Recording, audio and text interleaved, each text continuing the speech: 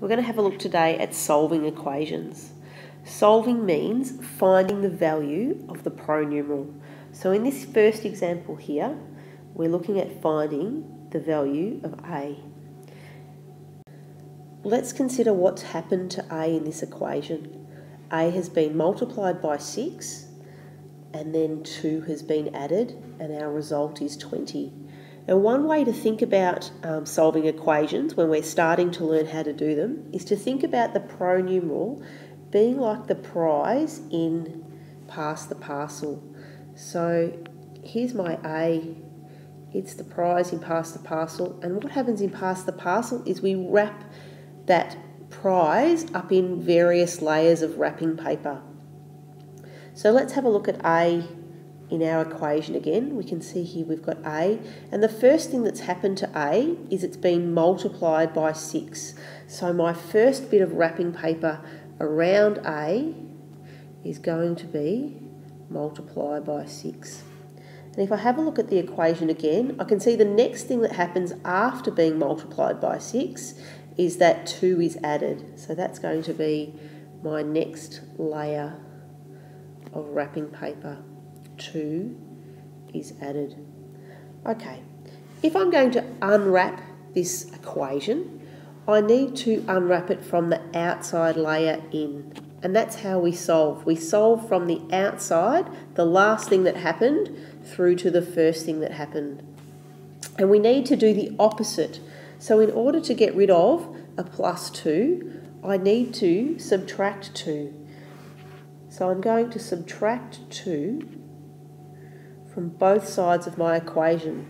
I need to do it from both sides so that it stays balanced. So now I have 6a equals 18. Now I need to get rid of this multiply by 6. And what is the opposite of multiply by 6? It's divide by 6. So now I'm going to divide this side by 6, and I'm going to divide the right hand side by 6. And now I'm left with a equals 3. And this is my solution to the equation. And I can substitute that back into my original equation and see if it's correct. 6 times 3 is 18. 18 plus 2 is 20. So I know that I'm correct. Let's have a look at another example. So down here I have 5b take away 5 is equal to 15. And I'm going to think about it again like Pass the Parcel. So here's my prize, this time it's B, and I'm going to wrap it up in some wrapping paper. So I look at the equation, and the first thing that's happening to B is it's being multiplied by 5. So I'm going to write that down. The first thing that's happened is I multiply by 5. And then having a look at it again, I can see that the next thing that happens is 5 is subtracted. So my next layer of wrapping paper, minus 5. So if I'm going to undo this wrapping paper to solve the equation, what I need to do is the opposite in reverse. So I'm going to work from the outside in. So the opposite of subtract 5 is add 5. So I need to add 5 to both sides of the equation. Okay, so now that adding 5 cancels out that take away 5. So they're gone, and I'm left with 5b equals, and on the other side of the equation, 20.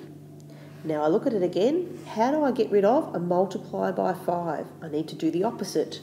And that would be divide by 5, divide by 5, divide by 5. So I can say B equals 4. That's my solution. And I can double check, put it back in the equation and see if it works.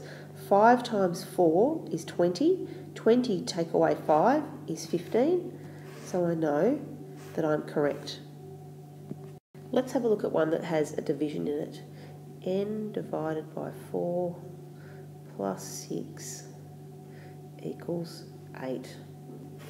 Okay, in this case, I want to solve to find the value of n. So having a look at the equation, we can see that the first thing that happens to n is it's divided by 4. So that's going to be the first thing I need to deal with. And then the next thing that happens to n is that 6 is added. So I'm going to write plus 6.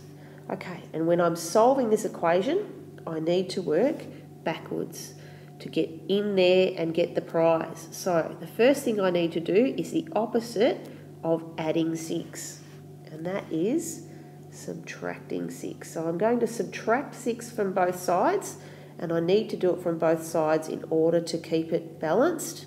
So I'm left with n divided by 4 equals 2. And now I have a look again, and the next thing I need to deal with is getting rid of, doing the opposite of divide by 4. And the opposite of divide by 4 is times by 4. So I'm going to times both sides by 4, and I'm left with n equals 8. We can see over here, this times by 4 cancels out this divide by 4 because they're opposites, and therefore they disappear and we're left with just n. Let's double check that our solution, n equals 8, is correct. 8 divided by 4 is 2. 2 plus 6 is 8. Okay, I'm going to write another one down, and you can pause the recording and have a go at it yourself. Let's do 3q minus 3 equals 30. So pause the recording now, and you can come back in a minute and double check my working. Okay, so let's have a look. We've got q as our pronumeral that we need to solve for, and we need to think about the things that are happening to q. The first thing that happens is q is multiplied by 3, and then 3 is subtracted. So the first thing is multiplying by 3, and the next thing is 3 is subtracted.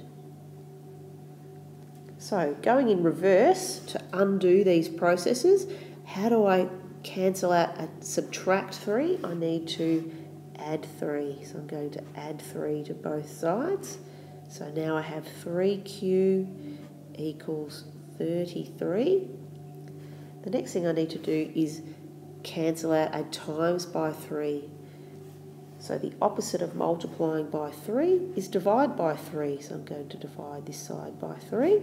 I'm going to divide this side by 3, and the result is q equals 11. Thank you.